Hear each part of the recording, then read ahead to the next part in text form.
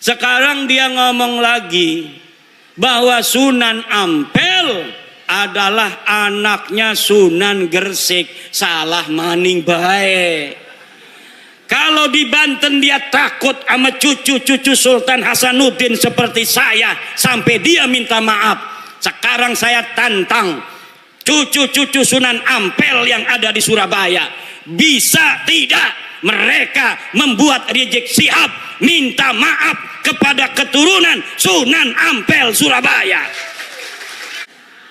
Rajulun yas'a ini menurut Syekh Nawawi At-Tanara Al-Bantani di dalam kitabnya Marah Labid atau yang dikenal dengan Tafsir Munir, namanya Habibun Najjar. Siapa namanya?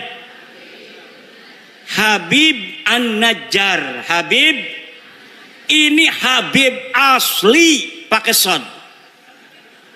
Ini Habib pakai Habib An-Najjar. Namanya Habib. Diutus 3 utusan oleh Nabi Isa, ditolak oleh orang kampung, tetapi di kampung itu ada seseorang yang adanya di pojok, kemudian mengajak orang kampung itu untuk menerima utusan Nabi Isa. Qala ya qaumi ittabi'ul ittabi'u man la yas'alukum ajraw wa hum. Ikuti ini 3 utusan. Al-Mursalin, kata Syekh Nawawi di dalam Tafsir Munir, Al-Mursalin itu alladzina adharud dalila wa awdahu lakumus sabila. Orang-orang yang membawa dalil. Habib An-Najjar mengajak orang-orang kampung Imtaqiyah untuk mengikuti orang-orang yang membawa dalil. Man adharu alladzina adharud dalil wa awdahu lakumul sabil. Orang-orang yang memberikan dalil, orang-orang yang menjelaskan jalan. Kalau ada orang yang berbicara tentang kebenaran, dia membawa dalil, pegang. Kalau ada orang datang membawa kebenaran tanpa adanya dalil, tolak. Wala taqfu ma laisa laka bihi ilmun. Jangan kau ikuti apa-apa yang kamu tidak tahu dalilnya. Ada orang ngaku-ngaku miskin ke RT. Atau jangan ke RT, ngaku miskin di rumah sakit. Betul apa tidak? Saya miskin, kata petugas rumah sakit. Mana dalilnya? Dalilnya harus bawa. Ngaku miskin supaya gratis di rumah sakit, harus ada dalilnya. Betul apa tidak? Dalilnya adalah surat keterangan RT, RW, kecamatan, dan dinas sosial atau dinas kesehatan bahwa dia adalah orang, maka bisa gratis di rumah sakit. Pak, saya nggak mau bayar Pak, orang miskin. Mana dalilnya? Ini Pak, keterangan dari RT-nya. Ini keterangan miskin dari RW. Ini keterangan miskin dari kecamatan. Ini keterangan miskin dari dinas sosial. Ini keterangan miskin dari dinas kesehatan. Baru rumah sakit menggratiskan orang yang mengaku miskin. Ngaku miskin aja Pak. Pak, yang ngerokok baik. Harus ada apalagi orang yang ngaku cucu. Betul apa tidak? Orang yang ngaku miskin harus ada dalil, apalagi orang yang ngaku cucu. Mana dalilnya? Ngaku-ngaku cucu Nabi. Mana kitabnya? Mana hasil tes DNA-nya? Ora ono. kita belaka, sejarah helaka, tes DNA ne melenceng ning dindi. Tes DNA ne melenceng nangen dindi. Ada di Indonesia, Bu.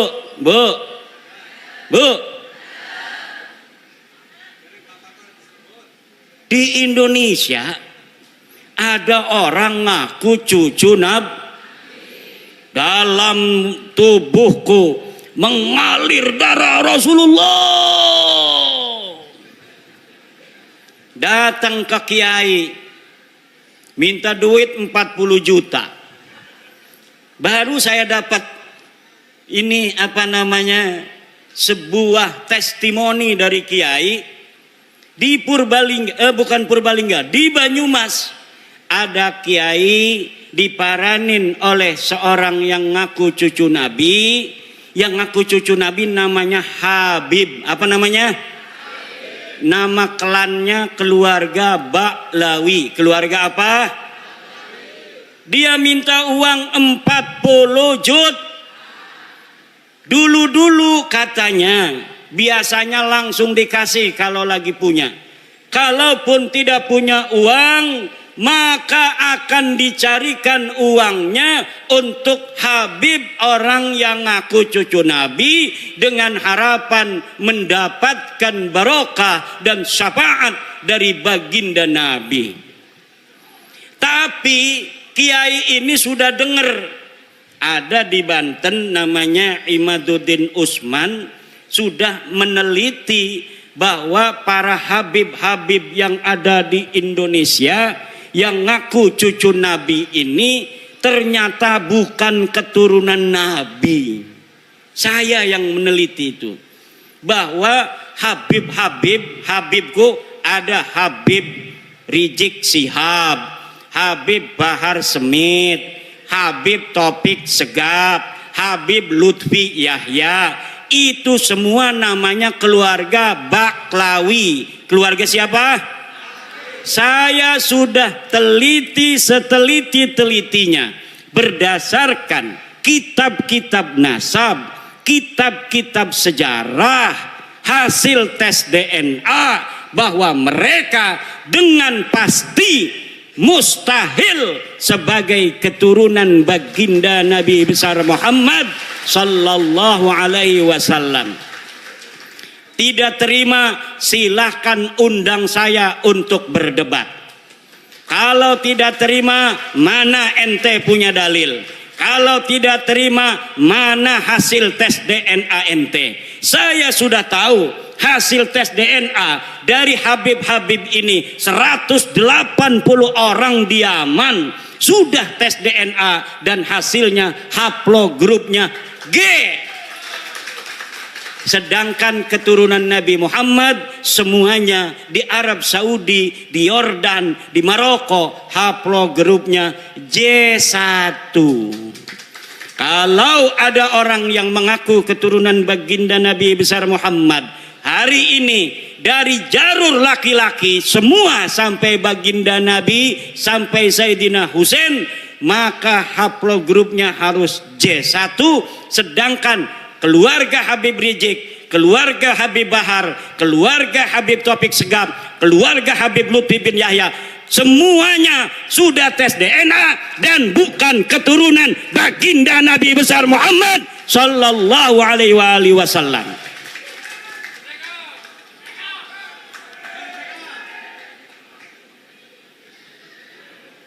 Itu ceritanya. Kembali kepada Kiai Banyumas tadi tuh.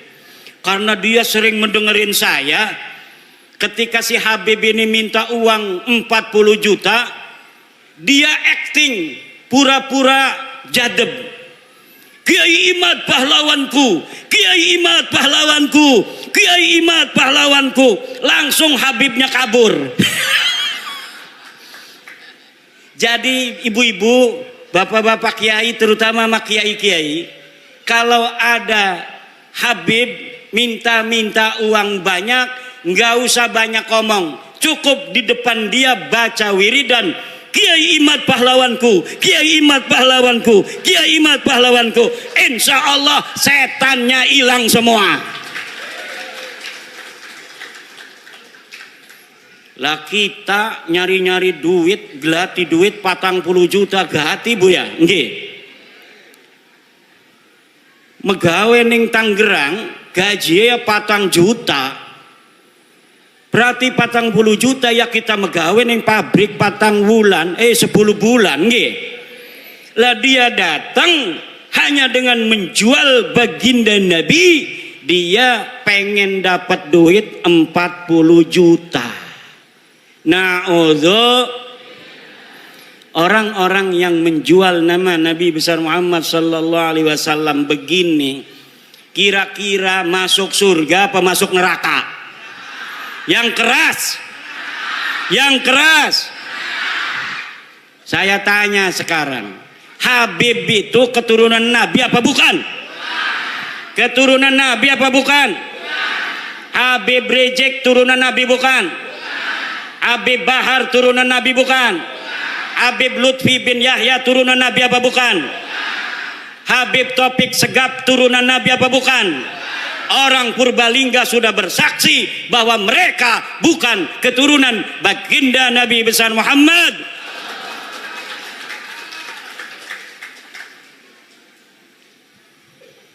Ibunda Khadijah Al-Kubra akan tersenyum kepada orang-orang Purbalingga. Sayyidatuna Fatimah Az-Zahra akan berbahagia kepada orang Purbalingga.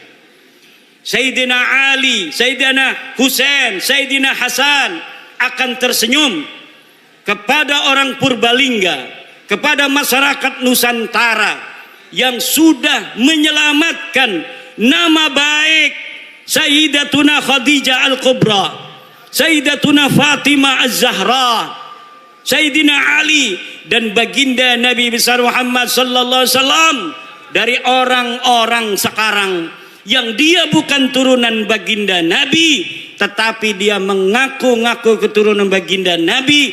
Dengan pengakuannya itu dia membuat umat Nabi besar Muhammad sallallahu alaihi wasallam diperas, membuat umat Nabi Muhammad sallallahu alaihi wasallam dihina-dina, membuat umat Nabi besar Muhammad sallallahu alaihi wasallam berpecah belah.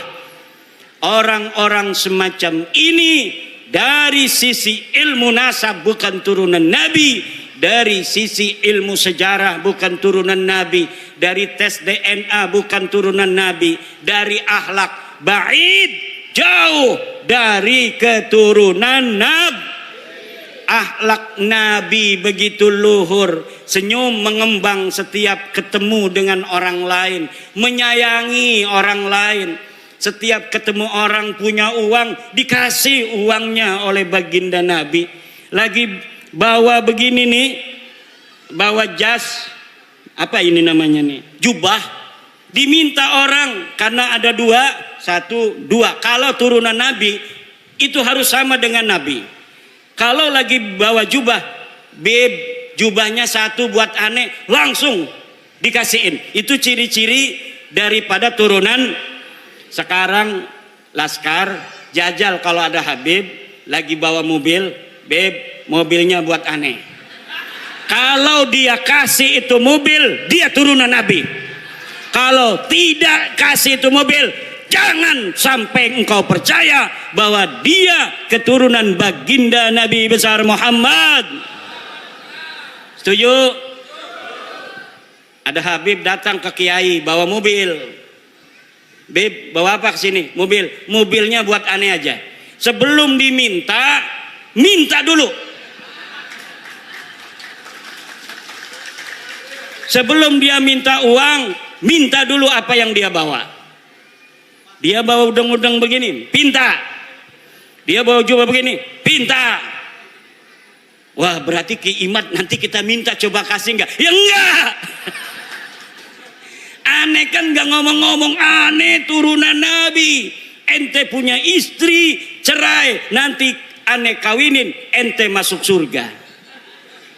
Ada Profesor Manahem Ali berriwayat, ada seorang kiai, istrinya cantik jelita. Tahu istrinya satu atau dua saya nggak tahu itu. Yang jelas dia istrinya cantik. Datang Habib, suruh dicerai istrinya. Kata si Habib, kalau engkau cerai istrimu lalu aku nikahi istrimu, maka engkau akan dapat barokah, dapat syafaat, masuk dalam surga. Na'udzu. Apakah yang model begitu betul turunan Nabi? Jawab. Apakah orang yang datang ke rumah kiai minta uang 40 juta itu turunan Nabi? Apakah ada orang yang menghina orang lain itu turunan Nabi?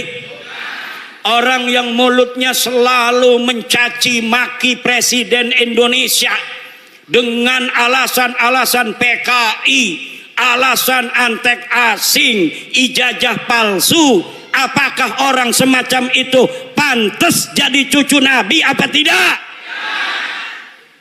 Dia cucu Nabi bukan? Orang yang selalu membuat keonaran. Orang kampung kita suruh demo tiap hari nggak dibayar. Katanya untuk bela agama Islam. Kemudian orang-orang kampung kita meninggalkan pekerjaannya, meninggalkan kegiatannya, suruh demo tiap hari. Dia yang dapat duit, orang-orang kampung kita yang kerjaannya acak-acakan, ekonominya murat-marit, istrinya muring. Tahu muring? Istrinya muring, ngambek, marah-marah karena dia jaga warung ditinggalin. Apa betul? Dia bertani, taninya macul tidak disempurnain. Dia jagain pancingan lele. Pancingan lelenya ditinggalin. Kenapa? Suruh demo. Katanya membela agama. Menurunkan antek-antek Cina, menurunkan antek-antek asing. Tapi ternyata perjuangan mereka semata-mata bukan untuk agama, bukan untuk rakyat, bukan untuk bangsa, tetapi untuk tingginya nama mereka sendiri dengan mengorbankan putra-putri Indonesia agar masa depannya acak-acakan, tetap miskin, melarat, tidak punya pekerjaan. Na'udzu. Bu, anak ibu mesantren, betul apa tidak? Anak ibu mesantren pengen jadi kiai, betul? Kiai Sahal sangat bahagia kalau anak ibu-ibu melebihi kiainya. Makanya saya bikin syair, ya Rabbi bil khalil iftah kulla talibina waj'alhumu khairan minna wa khairal umami. Ya Rabbi bil khalil iftah kulla talibina waj'alhumu khairan minna wa khairal. Ya Rabbi bil Khalil, ya Tuhan dengan barakah Syekh Khalil Bangkalan. Iftah kulla talibina, beri futuh santri-santri kami. Waj'alhumu, jadikan mereka khairan minna, lebih baik daripada aku. Wa khairal umami, dan sebaik-baiknya umat. Seorang kiai akan bahagia kalau muridnya lebih pinter daripada dirinya. Betul? Kalau gurunya hafal Quran cuma 2 juz, kayak saya, itu juga dulu. Saya sekarang punya murid sudah hafal 30 juz karena habis mondok di saya belajar kitab kuning, dia ngaji di pondok tahfidz. Sekarang sudah 30 juz. Saya senang dan bahagia. Dia dulu bisa baca kitab, sekarang sudah hafal Al-Qur'an. Kalau gurunya sudah 30 juz, seneng kalau muridnya hafal 35 juz.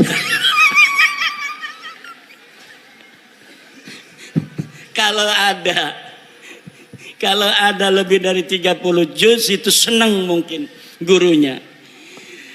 Tetapi ada seorang atau sebuah kelompok, dia tidak bergelar kiai. Kalau kiai, muridnya jadi kiai seneng, betul? Tapi ada Habib punya murid namanya Mukibin. Ini Mukibin tiba-tiba pas udah 2 tahun dia pakai Al-Habib. Wong Banyumas, gua Al-Habib. Lah kira-kira gurunya itu yang seorang Habib marah apa tidak kalau ada murid tiba-tiba make gelar Al-Habib? Marah, itu bisa dipukulin, dipersekusi. Kenapa?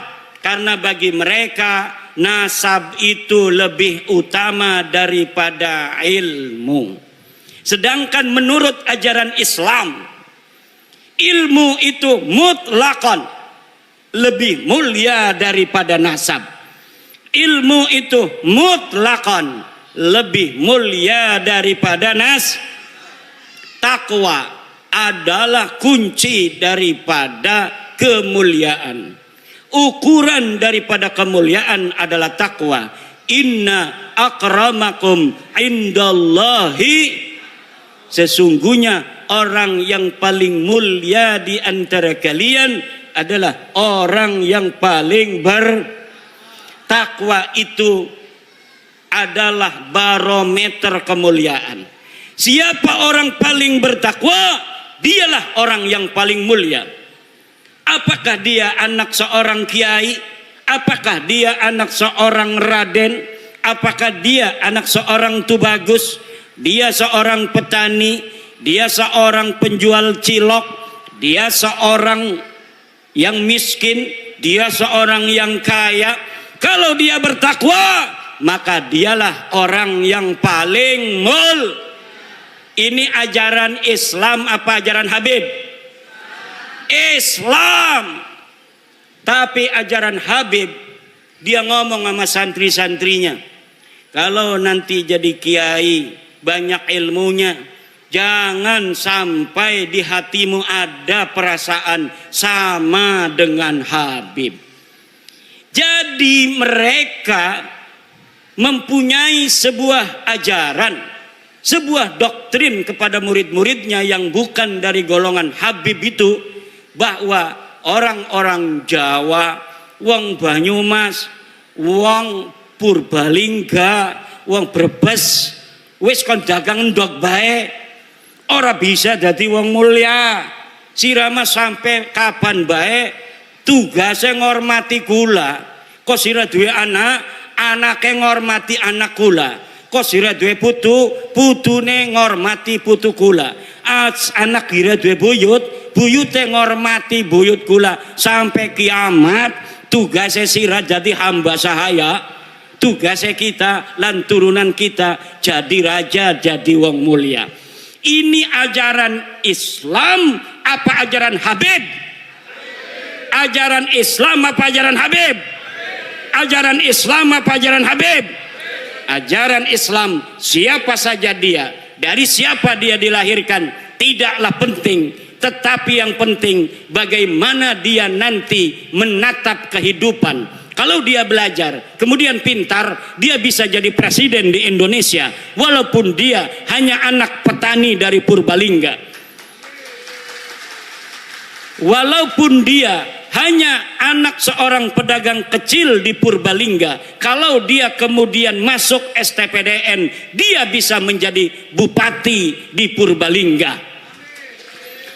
Siapapun dia, walaupun dia hanya anak seorang yang mencari limbah, pemulung, tapi dia kemudian masuk TNI, dia jadi jenderal, kemudian dia menjadi panglima TNI. Itu adalah ajaran Islam. Dia bisa jadi jenderal, dia bisa menjadi AKBP, dia bisa menjadi kolonel, walaupun hanya anak seorang petani yang tidak punya sawah. Petani nyambut tapi abai nyelengi be alhamdulillah duite gena sekolah ning akpol, duite sekolah ning perwira, akhirnya jadi jenderal.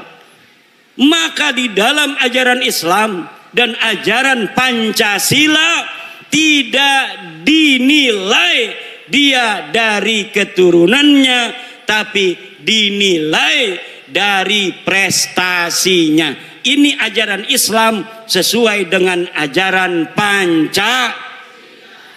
Tapi ajarannya rasis, kabib, lamun uang dudu turunan kabib, uang lanang ora bisa ngawin turunan kabib. Kenapa ora bisa? Karena kita mah turunannya Nabi. Jere siapa sira turun Nabi? Jere bapak kula. Bapak nirani jere siapa? Bapak kula nih ya jere bapak tua kula. Bapak tua kamu kata siapa? Kata, tapi saya minta buktinya. Tidak ada bukti. Saya minta dalilnya. Tidak ada Saya minta tes DNA, hasil tes DNA-nya haplogrup G. Orang yang bukan hanya mereka bukan keturunan Nabi, tapi juga mereka bukan orang Arab. Leluhur mereka orang Kaukasia, orang Turki yang tidak punya tempat. Mereka hidup nomaden, kemudian mereka tinggal di Kaukasus, kemudian dihancurkan, menyebar ke India, menyebar ke Pakistan, menyebar ke Eropa, menyebar ke Yaman. Dari Yaman pindah ning Indonesia. Ning Indonesia ngaku putune Nabi. Jadi wes ibu-ibu nurut ning kiai desa, nurut ning kiai ning desa kita ana sing ngajar Fathul Qorib ning musola. Wonge 5 sing ngaji, sing siji ngantuk, sing siji izin. Tinggal wong telu, sing telu ning ngantuk. Ngajar Fathul Qorib kiai, dia yang ngajar ngaji, dia yang bawa kopi. Dia yang ngajar ngaji, dia yang bawa kopi. Kadang-kadang diamplopin yang ngajinya. Saking pengen ngelihat orang itu masuk surga, sampai dia kiai ngajar ngaji, gawa kopi, gawa kue, gawa amplop maning. Alhamdulillah. Itulah orang-orang ikhlas. Lah sekarang Bu, karena mereka sudah tahu bahwa mereka itu gagal jadi keturunannya Nabi, ngegawa-gawa Wali Songo supaya gagal jadi turunan Nabi. Kata mereka Wali Songo juga sama turunan Baklawi. Padahal dari zaman dulu mereka menghina-hina Wali Songo, keturunannya tidak ada. Wali Songo keturunannya terputus. Tapi sekarang sudah diteliti mereka bukan cucunya Nabi. Mereka katakan Wali Songo itu keluarga mereka, Baklawi. Rizik Syihab sebelum saya membuat tesis tentang bahwa para kabib itu bukan turunan Nabi, dia ditanya oleh orang tentang Azmat Khan. Dia jawab, saya bukan ahli nasab, tanya saja itu ke Rabitah Alawiyah. Sekarang dia ketika nasab Habib ini sudah putus, gagal jadi putune Nabi, dia kemana-mana kampanye, ceramah muter-muter mengatakan bahwa Wali Songo Sunan Gunung Jati, anaknya yaitu Sultan Hasanuddin adalah merupakan keturunan dari Ba'lawi sama dengan Habib-Habib. Iki arane pengen ngegawa Wali Songo rungkat kayak dewekanane. Mereka sudah rungkat, mereka tidak sudi, tidak ridho. Kalau hanya mereka yang rungkat, mereka juga ingin bawa-bawa Wali Songo yang asli putune Nabi. Wali Songo asli putune Nabi. Pengen supaya Wali Songo juga sama-sama putus nasabnya, sama-sama rungkat nasabe 2024. Ning dindi ceramah muter-muter pakai takbir lagi. Salah pakai takbir. Saudara-saudara, Sunan Gunung Jati punya istri Nyai Rara Santang. Takbir. Ligane salah.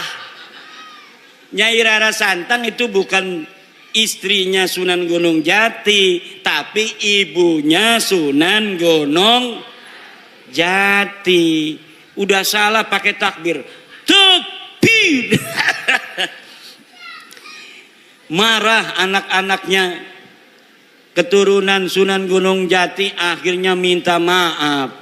Saya mohon maaf. Sekarang dia ngomong lagi bahwa Sunan Ampel adalah anaknya Sunan Gresik. Salah maning bae. Kalau di Banten dia takut sama cucu-cucu Sultan Hasanuddin seperti saya sampai dia minta maaf. Sekarang saya tantang cucu-cucu Sunan Ampel yang ada di Surabaya, bisa tidak mereka membuat Rizik Syihab minta maaf kepada keturunan Sunan Ampel Surabaya?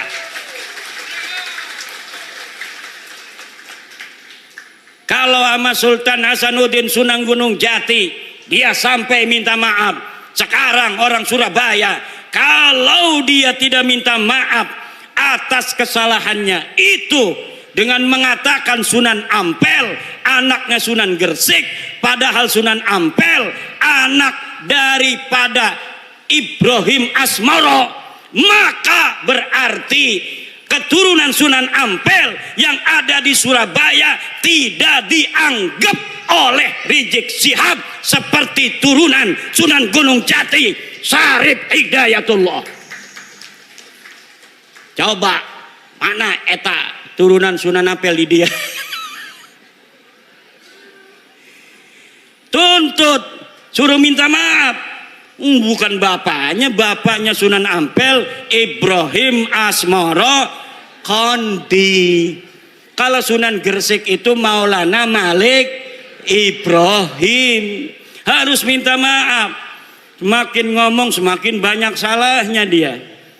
Karena apa? Bukan ahli nasab, nggak ngerti nasab, maksa-maksain bicara nasab.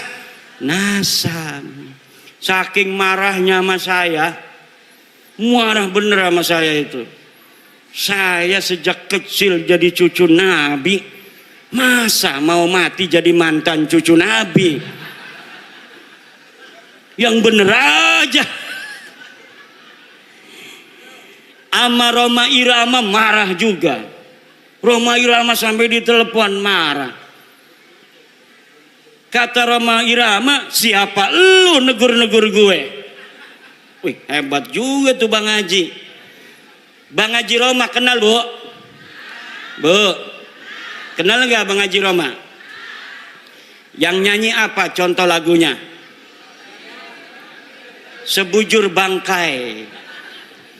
Satu lagu Roma Irama Sebujur Bangkai lebih utama dari ceramah para habaib 70 habaib. Satu lagu Sebujur Bangkai Roma Irama lebih mulia dan lebih manfaat bagi umat Islam daripada ceramah 70 habaib.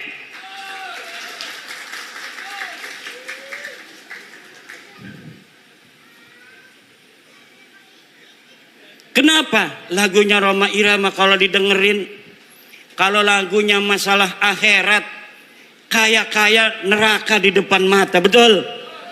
Betul nggak? Kalau lagi nerangin masalah keindahan surga, kayaknya surga ada di depan mata. Kalau lagi menerangkan istri salehah, Masya Allah pengen nambah lagi. Setiap keindahan yang tampak oleh mata. Apa tuh? Nggak hafal saya. Ada kiai yang hafal seluruh lagu-lagu Rhoma Irama. Namanya Kiai Haji Raden Syarif Rahmat. Itu di rumahnya bukan kitab dia mah, kaset semua. Masya Allah. Padahal hafal Quran, pinter baca kitab kuning, tapi ngefan banget sama Rhoma Irama sampai dia mengatakan bahwa Rhoma Irama adalah waliyun min auliyaillahi ta'ala. Rhoma Irama adalah waliyun min auliyaillahi ta'ala. Coba kita lihat, umurnya sudah 80 tahunan. Tapi ketika mendengar tentang tesis saya, dia ingin menelusuri, dia ingin meneliti. Kemudian sekarang dia mempunyai keyakinan bahwa para habib ini bukan keturunan baginda Nabi besar Muhammad sallallahu alaihi wa alihi wasallam. Kalau orang siapa saja yang masih ragu-ragu di hatinya, takut kewalat, maka lihat sebelum ayat Aqsal Madinah. Qalu inna tatayyarna bikum la illam tantahu lanarjumannakum wa la yamassannakum minna adzabun alim. Mereka orang berkata, inna tatayyarna bikum, nanti aku kewalat kalau mengikuti agama Islam Nabi Isa. Kata rasul-rasul itu,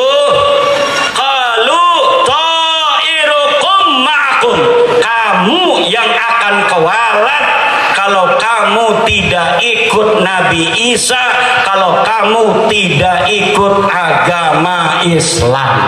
Pada kalau masalah habib, lamun ana sing ngomong, kalau ada yang berkata bahwa orang-orang yang membatalkan nasab Ba'lawi dia akan kewalat, maka saya katakan ta'irukum ma'akum, kamu yang akan kewalat karena kamu telah mengakui orang yang bukan keturunan Nabi sebagai keturunan Nabi.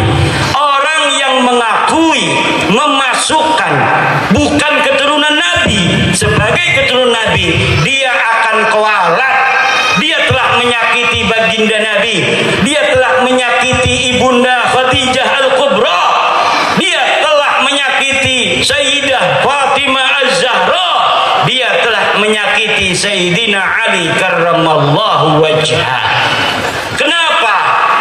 Kenapa kamu yang akan kualat? Karena kamu mengaku durian Nabi, tidak punya dalil. Aku Imaduddin Usman membatalkan nasab kamu dengan dalil-dalil. Ini dalilnya dari kitab nasab. Mulai abad kelima, 6, 7, 8, 9. Tidak ada leluhur kamu disebut, dicatat sebagai keturunan baginda Nabi. Ini kitab sejarahnya. Mulai dari abad keempat, 5, 6, 7, 8, 9. Tidak ada leluhur kamu dicatat dalam sejarah sebagai apapun, baik sebagai ulama maupun sebagai turun Nabi. Tidak ada leluhurmu yang jadi ulama, tidak ada leluhurmu yang jadi wali, tidak ada leluhurmu yang dicatat sebagai keturunan Nabi. Lalu kamu katakan Ubaidillah sebagai imam. Imam dari mana? Kamu katakan Alwi sebagai muhaddis. Muhaddis dari mana? Tidak ada orang yang mencatat di masanya pada abad kelima, keenam, ketujuh. Mereka sebagai ulama, mereka sebagai muhaddis, mereka sebagai turun Nabi. Teaya pokok nama teu aya. Ngerti teu? Ya kalau sudah tidak ada dalil premen maning. Imad tolong si husnudon beh. Ora bisa doraka kita. Asup ka neraka aing. Lamun geus nyaho sia lain keturunan nabi, tapi orang masih ngomong sia turun nabi, aing asup ka neraka. Aing mah embung asup ka neraka eta. Aing mah embung asup ka neraka. Kita mau ora pengen manjing neraka. Ku ibu-ibu pengen ora manjing neraka? Bu, pengen orang manjing neraka. Riboten aja nganggep Baklawi turun nabi maning ya. Lamun masih nganggep turun nabi manjing neraka. Ada kiai protes sama saya. Hai Kimat, kenapa pernah mengatakan walaupun ulama-ulama di dunia memfatwakan karena suatu hal Baklawi sebagai cucu Nabi, saya tidak akan terima. Saya pernah ngomong begitu, betul. Tapi Pak, lihat kata-kata saya, dengar kata-kata saya. Ada kalimat karena suatu hal. Kalau ulama-ulama sedunia berfatwa, memfatwakan karena suatu hal Baklawi sebagai cucu Nabi, saya tidak akan terima. Itu kalau dia berfatwanya tidak pakai dalil. Karena suatu halnya itu misalnya pertemanan, seperti Syekh Ali Jum'ah Mesir, karena berteman dengan Habib Umar bin Hafid, dia kemudian mengisbat Baklawi. Syekh Ibrahim bin Mansur, karena dia sama-sama nasabnya putus, dianggap putus oleh orang Arab, haplogrupnya juga bukan J1, Ibrahim bin Mansur. Akhirnya Ibrahim bin Mansur sekarang membantu Baklawi, Baklawi membantu Ibrahim bin Mansur. Itu namanya karena suatu hal. Kalau mereka datang dari seluruh dunia membawa dalil, maka kita terima, walaupun itu akan mustahil. Mustahil ditemukan dalil-dalil tentang ketersambungan Baklawi. Kenapa saya berani mengatakan mustahil? Karena algoritmanya tidak memungkinkan. Kenapa tidak memungkinkan? Karena di abad 9 saya sudah ainul yakin melihat dalil-dalil bagaimana mereka membangun nasab itu di abad 9. Tidak ada sebelumnya. Maka tidak mungkin akan ditemukan dalil di abad ke-8, dalil di abad ke-7, dalil di abad ke-6. Tidak mungkin ditemukan karena algoritma pembentukan, fabrikasi daripada nasab mereka hanya baru ada di abad 9. Kalau sampai mereka bawa manuskrip katanya abad ke-6, ke-5, saya pastikan itu manuskrip palsu. Apakah ada buktinya? Woi Kiai ngomong manusia palsu. Saya sudah menemukan banyak pemalsuan di dalam sejarah Baklawi. Saya banyak menemukan banyak pemalsuan dalam kitab-kitab Baklawi, seperti kitab Abnaul Imam yang ditulis abad kedua Hijriah, lalu ditambahin di abad kelima, kemudian dikatakan sebagai kitab abad kelima. Padahal kitab itu ditambahin lagi pada abad ke-11, pada abad ke-13. Jadi apa yang tercatat di dalam kitab Abnaul Imam bukan semata-mata abad kedua, bukan semata-mata abad kelima, bukan semata-mata abad 11, bukan semata-mata abad ke-13. Dan bukan semata-mata dicetak pada abad 15 sekarang. Ini baru dicetak. Tetapi Dari banyaknya penulis dari satu masa ke masa yang lainnya tidak ada dibedakan, ini catatan dari abad 2, ini catatan dari abad 5, ini catatan dari abad 11, ini dari abad 13. Tidak dibedakan. Kalau kita ngaji kitab Fathul Qorib, ada matan takrib, ada Fathul Qorib. Untuk membedakan matan dan sarahnya itu ada dalam kurung. Kalau yang dalam kurung itu matan, yang selebihnya itu syarah. Tapi dalam kitab Abnaul Imam tidak dibedakan mana karya Toba-Toba, mana karya yang lainnya. Jumlahnya semuanya ada 4 orang, 5 dengan muhakkiknya. Mereka telah mencetak kitab dengan ditambahi, kemudian diasosiasikan nama ulama tertentu yang ulama itu tidak mencatat daripada apa yang mereka tambahkan. Masih banyak lagi ibu-ibu, bapak-bapak, karena ini udah sore, insya Allah nanti kita akan bisa berjumpa kembali. Kita berdoa, ibu-ibu panjang umur, sehat badan, banyak duit, banyak duit, banyak duit, anaknya soleh solihah, bapak-bapak juga semuanya banyak duitnya. Ini yang hadir di sini dan anak keturunannya ila yaumil qiyamah jadi orang kaya raya semua, jadi orang yang berilmu semua, jadi orang yang berpangkat tinggi semua, bermanfaat dan menjadi pahlawan untuk generasinya masing-masing. Allahumma amin, Allahumma. Al-Fatihah.